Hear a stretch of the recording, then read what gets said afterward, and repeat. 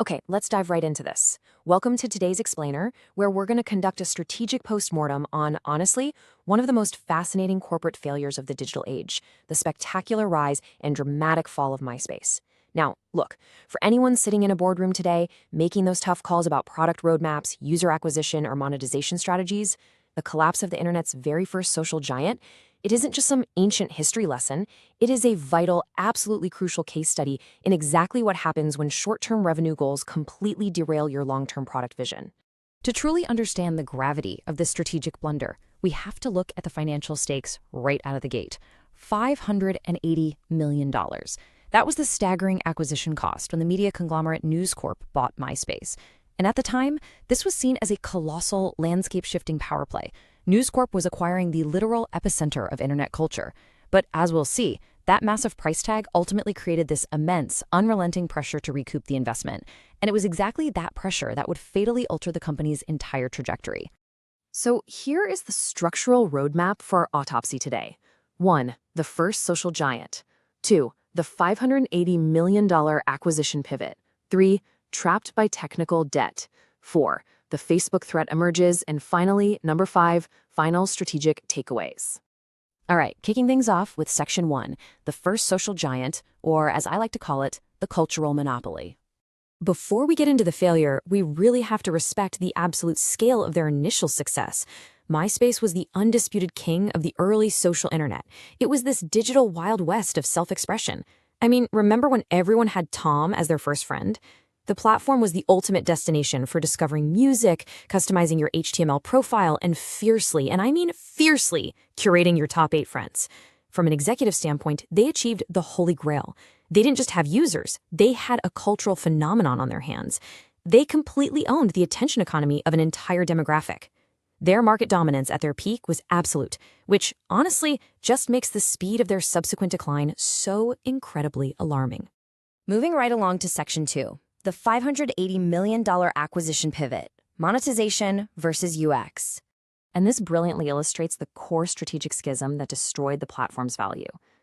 Following that massive $580 million acquisition by News Corp, the corporate mandate fundamentally shifted.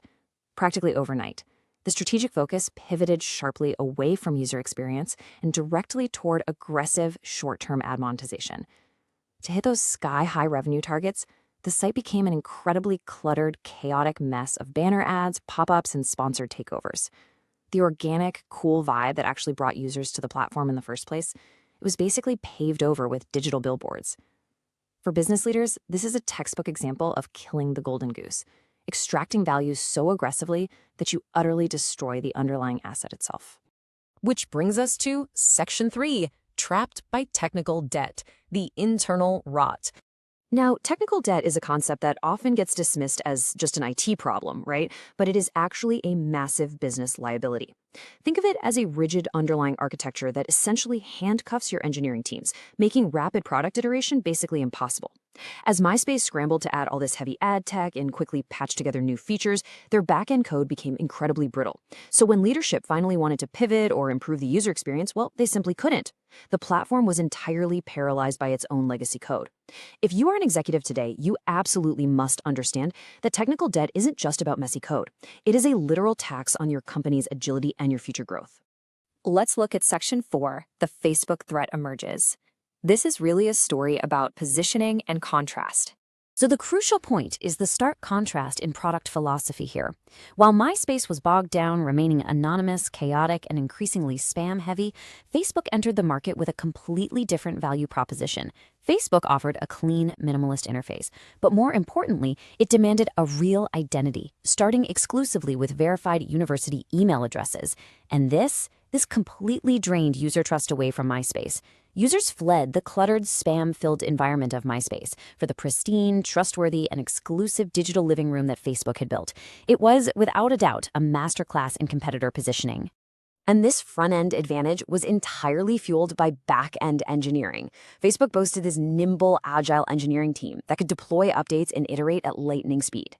Contrast that to MySpace's rigid architecture, which was just choking on technical debt, completely unable to respond to the market.